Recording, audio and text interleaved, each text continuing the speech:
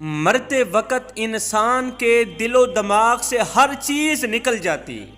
سب کچھ بھول جاتا ہے، اپنا مال دولت، بینک بیلنس، گاڑیاں، محل، عزیز و اقارب، دوست، رشتہ دار۔ مرنے والا انسان سب کچھ بھول جاتا ہے، مگر سنو، مرتے وقت انسان دو لوگوں کو بہت زیادہ یاد کرتا ہے۔ دو لوگ ہرگز نہیں بھولتے، دو لوگوں کو بہت زیادہ یاد کرتا ہے، ان کو سامنے بٹھا کے چیخنے کی کوشش کرتا ہے، ان کے غم میں، ان کے ارمان میں رونے کی کوشش کرتا ہے، مگر رو بھی نہیں پاتا۔ حضرت مولانا جلال الدین رومی رحمۃ اللہ تعالی علیہ فرماتے ہیں میرے محلے میں ایک شخص زندگی موت کی جنگ لڑ رہا تھا، مرنے والا تھا، موت کے بالکل قریب تھا۔ لوگ میرے پاس آئے، حضرت ہمارا ایک شخص مرنے والا ہے، آپ آئے نا، انہیں کلمہ پڑھنے کی تلقین کریں، قرآن پڑھنے کی تلقین کریں۔ حضرت مولانا جلال الدین رومی رحمۃ اللہ تعالی علیہ فرماتے ہیں میں اس مرنے والے کے پاس پہنچ گیا، اس کے قریب بیٹھ گیا، آس پاس میں اس کے دوست، رشتہ دار، عزیز و اقارب بیٹھے ہوئے ہیں، اس کے مرنے کا انتظار کر رہے ہیں۔ اب اس مرنے والے کی آنکھیں چھت پہ لگی ہوئی ہیں، کچھ سوچ رہا ہے، اللہ نے اسے بولنے کی توفیق دی۔ وہ رو کر کہنے لگا میرے بچے کہاں ہیں؟ اللہ اکبر! اس کو نہ کمایا گیا مال یاد آیا، نہ دولت یاد آئی، نہ گاڑی، نہ بنگلہ، نہ بینک بیلنس، نہ عزیز و اقارب، دوست، رشتہ دار، یہاں تک کہ نہ تو اسے ماں یاد آئی، نہ تو اسے باپ یاد آیا، نہ بہن، نہ بھائی۔ کہتا ہے میرے بچے کہاں ہیں؟ بچے دوڑ کر آئے، جی ابا حضور، ساتھ میں بیٹھ گئے۔ پھر کہتا ہے میری بیوی کہاں؟ بیوی دوڑ کر آئی، بیٹھ گئی۔ اب کہتا ہے تمہیں دیکھ کے میرا دل رو رہا ہے، میری آنکھیں رو رہی ہیں، سوچ رہا ہوں کہ میرے مر جانے کے بعد میرے بچوں کا کیا بنے گا۔ انسان جب مرتے وقت بچوں کو دیکھتا ہے نا، اللہ تعالیٰ جب اسے دیکھنے کی توفیق دیتا ہے، ہمت دیتا ہے،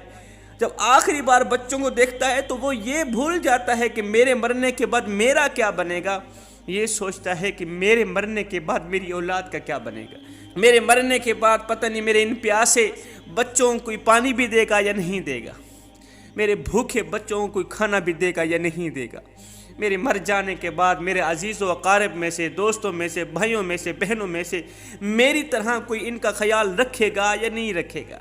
میری طرح کوئی ان یتیم بچوں کی فکر کرے گا یا نہیں کرے گا۔ اس کی آنکھیں رو رہی ہیں، چھم چھم برس رہی ہیں۔ بیوی کو نصیحت کرنے لگا میں تو دنیا چھوڑ کے جا رہا ہوں، مجھ پہ ایک احسان کیجیے گا خدارا، میرے ان بچوں کو قرآن مجید کی تعلیم دیجیے، ان کے منہ سے نکلا اللہ کا نام میری قبر کو روشن کر دے گا، ان کے منہ سے نکلا قرآن میری قبر کو نور کر دے گا، میری قبر کو روشن کر دے۔ میرے بچوں کے منہ سے نکلی گئی یاسین والقرآن الحکیم انک لمن المرسلین علی صراط مستقیم، مجھے جہنم کی آگ سے دور کر دے گا، اللہ کے عذاب سے دور کر دے گا۔ خدارا میرے بچوں کو قرآن مجید ضرور پڑھانا، ان کو دین کی تعلیم دینا۔ میں ہاتھ جوڑ کے تمام بھائیوں کے آگے گزارش کرتا ہوں آپ بھی اپنے بچوں کو قرآن مجید پڑھائیں، اپنے بچوں کو دین کی تعلیم دیں۔ تم نے وہ واقعہ نہیں سنا حضرت سیدنا موسیٰ علیہ السلام کا ایک قبرستان سے گزر ہوا، آپ نے دیکھا قبرستان کی ایک قبر کے اندر مردے کو دردناک عذاب دیا جا رہا ہے، مردہ عذاب میں مبتلا ہے، اس کی قبر جہنم کے گڑھوں میں سے گڑھا بنی ہوئی، مردہ عذاب میں مبتلا ہے، چیخ و پکار کر رہا ہے۔ حضرت سیدنا موسیٰ علیہ السلام آگے چلے گئے، کام کرنے کے بعد واپسی جب اسی راستے سے گزر ہوا، آپ نے دیکھا وہی جہنم میں جلنے والا شخص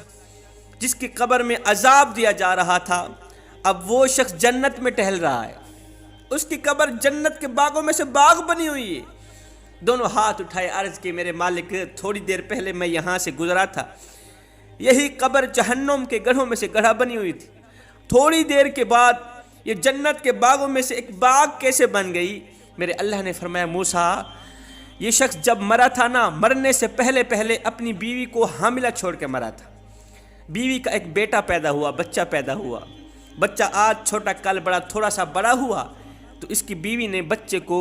مسجد میں بھیجا، مکتب میں بھیجا، معلم صاحب نے اس کے بچے کو بسم اللہ الرحمن الرحیم پڑھائی، اللہ اکبر۔ آج اس کے بچے نے بسم اللہ الرحمن الرحیم پڑھی ہے۔ موسیٰ مجھے حیا آتی ہے کہ بچہ میرا نام لے، مجھے حیا آتی ہے اس کا بچہ میرا نام لے، اور میں اپنا نام لینے والے بچے کے باپ کو جہنم میں ڈالوں، یہ میری رحمت گوارا ہی نہیں کرتی۔ اس لیے کہتا ہوں اپنے بچوں کو قرآن مجید کی تعلیم دے۔ اگر تم چاہتے ہو کہ تمہاری قبریں روشن ہوں، عذاب تمہارے قریب بالکل نہ آئے، تو اپنے بچوں کو قرآن مجید کی تعلیم دینا۔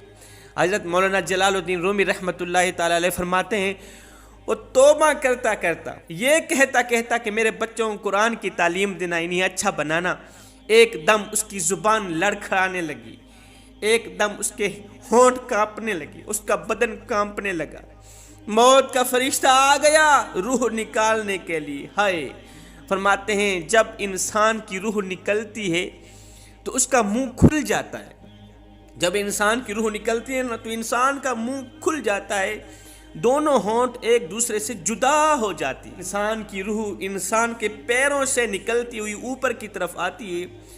جب دل اور پھیپھڑوں تک پہنچتی ہے تو یہ وہ لمحہ ہوتا ہے، یہ وہ وقت ہوتا ہے کہ جب انسان زندگی میں پہلی بار، دنیا میں پہلی بار فرشتے اور شیطان کو دیکھتا ہے۔ یہ وہ وقت ہوتا ہے جب روح دل اور پھیپھڑوں تک پہنچتی ہے نا، یہ وہ مرحلہ ہوتا ہے جب انسان شیطانوں اور فرشتوں کو دیکھ رہا ہوتا ہے۔ ایک طرف شیطان اس کے کان میں مشورے دیتا ہے، دوسری طرف اس کی زبان سے اس کے عمل کے مطابق الفاظ نکلنے لگتے ہیں۔ اگر انسان نیک ہوتا ہے، اگر نمازی ہوتا ہے، اگر عبادت گزار ہوتا ہے، اگر اللہ کا نیک بندہ ہوتا ہے، تو پھر اس کا دماغ اس کی زبان کو کلمہ پڑھنے کی تلقین کرتا ہے، اللہ اکبر، قرآن پڑھنے کی تلقین کرتا ہے، درود پڑھنے کی تلقین کرتا ہے۔ اگر انسان نیک ہوتا ہے تو، اگر انسان نیک نہیں ہوتا تو پھر اس کا جو دماغ ہوتا ہے وہ عجیب سی ہیبت کا شکار ہو جاتا ہے اور انسان شیطان کے مشورے کو قبول کر بیٹھتا ہے۔ جب انسان شیطان کے مشورے کو قبول کر بیٹھتا ہے پھر کوشش کرتا ہے کلمہ پڑھنے کے، لیکن نہیں پڑھ پاتا۔ صاحب آج ہماری آنکھیں کھلی ہیں، آج ہماری سانسیں چل رہی ہیں، قبل اس کے کہ یہ وقت گزر جائے، کاش میری بات تیرے دل میں اتر جائے۔ یہ زندگی کے لمحے میرے اور آپ کے لیے غنیمت ہیں، آخرت کے لیے کچھ اکٹھا کر لو، آخرت کے لیے کچھ اکٹھا کر لو، مرنے سے پہلے قبر کی روشنی کے لیے کچھ اکٹھا کر لو، کیڑوں مکوڑوں سے بچنے کے لیے کچھ اکٹھا کر لو، معلوم نہیں پھر فرصت ملے نہ ملے، معلوم نہیں پھر یہ زندگی کے لمحے ملے نہ ملے۔ آمین ثم آمین، وما علینا الا البلاغ المبین۔